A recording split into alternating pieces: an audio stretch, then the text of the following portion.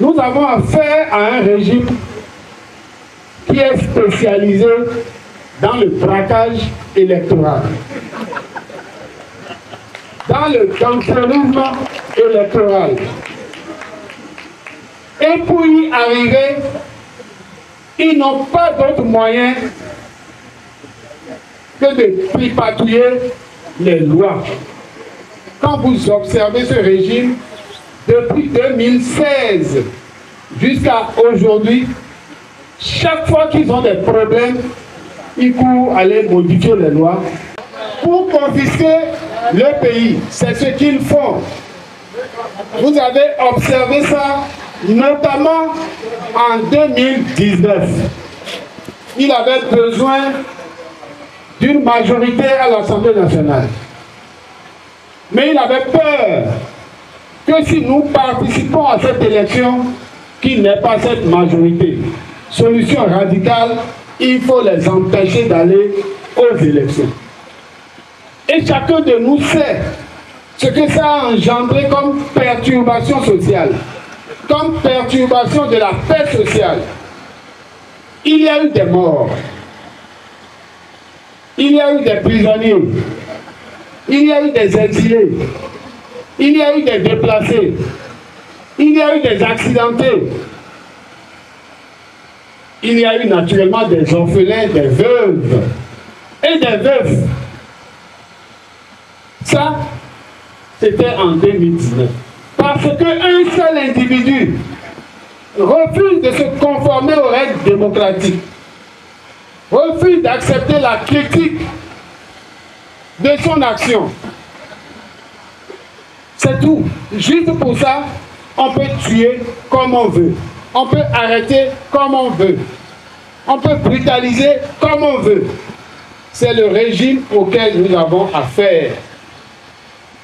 Et lorsque ce temps est passé et qu'il fallait faire les élections communales en 2020,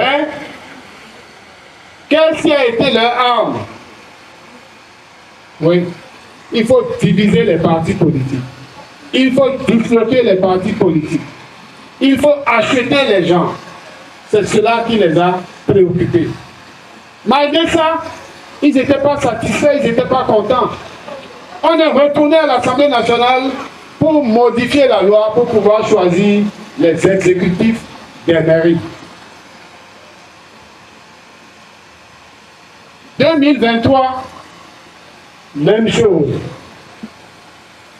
Chacun de nous a vu déjà en 2021 comment on peut empêcher les gens de voter et on prend le cachet, une seule personne, il met le tampon, bon toi tu prends 2 carnets, toi tu prends 3 carnets. C'est à cela que s'est réduit notre système électoral.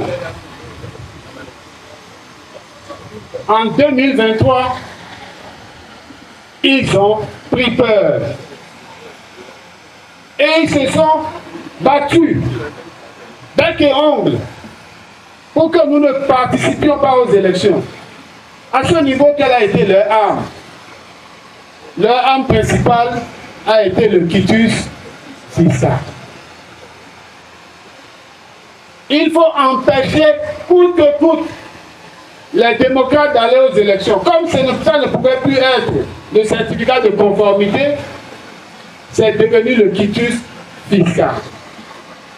Et chose curieuse, ce n'était que nous, de l'opposition, qui avions des problèmes de quitus fiscal. Des gens qui ont payé leurs impôts, des gens qui ont reçu leur OK. Il fallait juste leur délivrer le quitus. On a attendu qu'on ait déposé les dossiers, que les noms des gens soient dans le dossier pour venir maintenant imposer ces gens-là 86 millions par là d'impôts, 89 millions par ici, 600 millions par là, il y en a même un parmi nous ici, on lui a dit que lui doit payer 816 millions d'impôts. 816 millions d'impôts. Du coup, leurs gens se sont déployés dans le pays pour dire bon, maintenant c'est terminé, les partis siamois, c'est terminé, les démocrates ne vont pas aux élections. Qu'est-ce qu'eux ils gagnent dans les démocrates ne vont pas aux élections s'ils étaient si forts? Qu'est-ce qu'ils gagnent dans les démocrates ne vont pas aux élections s'ils étaient si forts? C'est l'arme qu'ils ont trouvée pour rassurer les leurs. Pour dire à leurs gens, bon, n'ayez pas peur, les gens que les populations aiment là, ils n'iront pas aux élections. C'est la question de 20% qui m'intéresse. Il y a de l'ANAC au niveau de l'article 146. Au niveau de l'article 146, il est dit désormais que pour être éligible à l'attribution des sièges, il faut avoir 20% dans chacune des 24 circonscriptions électorales. Si on s'arrêtait là, on est d'accord que nous tous, nous sommes mis au même pied d'égalité. Donc chacun n'a qu'à se bagarrer pour avoir ces 20%. Mais l'ANAC se trouve dans l'accord de gouvernance. Dans l'accord de gouvernance, on dit que deux partis peuvent s'associer. Deux partis peuvent s'associer pour réaliser les 20%. Là, c'est une fraude. C'est de l'injustice. Normalement, si deux partis, si on a dit 20%, et on donne la possibilité à deux de s'associer, on doit leur dire qu'ils doivent réaliser au moins 30%. 40%. À défaut de 40%, ils doivent réaliser 30%. Là, on sait que bon, ils sont deux, c'est aller. Mais les deux vont s'associer pour réaliser 20% comme les autres. Il y a problème. Il y a rupture d'égalité dans cette affaire. Et c'est là que se trouve l'ANAC en réalité. Si vous vous souvenez, les élections de 2023, 3 partis ont réussi à avoir 10%. Les LD, les démocrates, l'UPR et le BR. Alors, dans ces conditions, si vous donnez la possibilité à deux partis de s'associer, quels sont les partis qui vont s'associer? C'est l'UPR et le BR qui pourront s'associer. Les LD vont s'associer avec quel parti? Avec le BR. Alors, donc, voilà ce qui n'est pas bon dans cette loi. Voilà ce qui exclut dans cette loi. Mais si on nous contraint d'aller aux élections avec cette loi, chers amis, nous avons la possibilité de réaliser ces 20%. Oui, c'est eux qui mangeront la honte. Si on s'élève, d'accord, nous, Parti démocrate, nous avons la possibilité aujourd'hui de réaliser les 20%. Ils sont conscients qu'ils ne peuvent pas réaliser ça eux. C'est eux qui ne pourront pas réaliser. Nous, on est en train de dire aujourd'hui de faire tout pour corriger cela avant que nous allions aux élections. Oui. Si c'est l'exclusion, ils en ont déjà assez fait. C'est pourquoi je suis d'accord avec le collègue Célestin qui dit s'ils ne savent pas faire, on va se retrouver avec un parlement monocolore où il n'y a que les démocrates. Sur toutes les années du territoire national, nous allons gagner cette élection, même si jusque c'est 20%. Le titre du fichier électoral. Oui.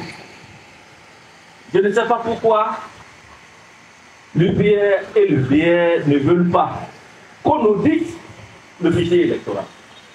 Comme il a dit, l'audit qu'on veut faire, ce n'est pas pour la liste de 2026, c'est pour la liste qu'on a utilisée pour les élections de 2023. Parce que il y a des incongruités, il y a des énormités dans ça. Tout le monde est d'accord là-dessus. C'est ça que nous voulons regarder. Qu'est-ce qu'il y a de bon, qu'est-ce qu'il y a de mauvais pour qu'on puisse corriger.